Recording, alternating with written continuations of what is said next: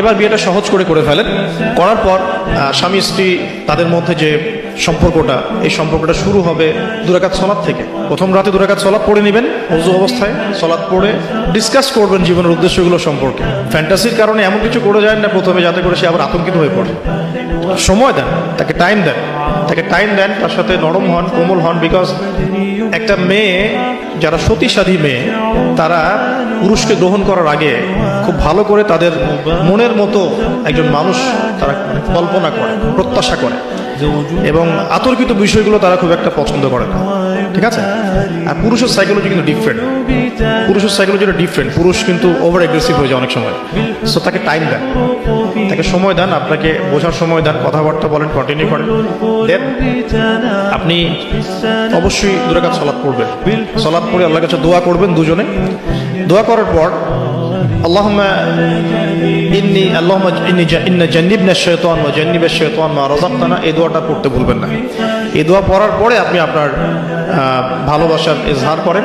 ইনশাআল্লাহ তাআলা আল্লাহ পাক যদি আপনাদেরকে সেই মিলনের ফলে সন্তান দেন, ওই সন্তানকে শয়তান কোনো ক্ষতি করতে পারবেন না ইনশাআল্লাহ। আমি বোঝাতে চাচ্ছি প্যারেন্টিংসের সাথে প্রত্যেকটা বিষয় লিঙ্কড আপ আছে। বিয়ে একটা মেজর টপিক প্যারেন্টিংসের ক্ষেত্রে।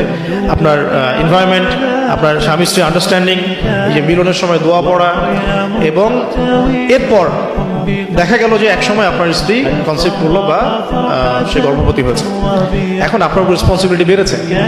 যতদিন সে সন্তানটাকে ধারণ করে রাখবে, এই সময়টুকুর মধ্যে তাকে কোনো প্রকার হারাম কাজে লিপ্ত করতে দেয়া যাবে না। আমাদের সমাজে দেখা যায় সন্তান যারা জন্ম দিচ্ছেন, মায়েরা, এই 9 মাস তারা হিন্দি মুভিজ দেখেন, সিরিয়াল দেখেন, তারপরে অহেতুক গীবত করেন, গল্পগুজব করেন, অহেতুক সময় নষ্ট করেন। এখন তো স্মার্টফোনের যুগ, সারাদিন ফেসবুক, ইউটিউব, টিকটক, ইনস্টাগ্রাম নিয়ে পড়ে থাকেন। এই প্রতিটা কাজ গর্ভের সন্তানের উপর প্রভাব ফেলে। প্রত্যেকটা কাজ গর্ভের সন্তানের উপর প্রভাব ফেলে। ইভেন মায়ের যদি মন খারাপ থাকে, বাচ্চা ভিতরে কষ্ট পায়। মা যদি প্রফুল্ল থাকে, হাসি খুশি থাকে, বাচ্চা কিন্তু ভিতরে ভালো থাকে।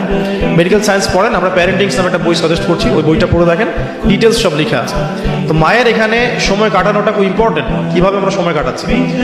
গর্ভবতী অবস্থায় এই 9 মাস মায়েদের উচিত বেশি বেশি কোরআন তেলাওয়াত করা, আল্লাহর জিকির আজগার করা, নামাজ না ছাড়া, হ্যাঁ, ভালো কিছু দেখা, ভালো কিছু শোনা, যত রকম হারাম এবং কবিরা গুনাহ আছে এগুলো থেকে দূরে থাকার চেষ্টা করা।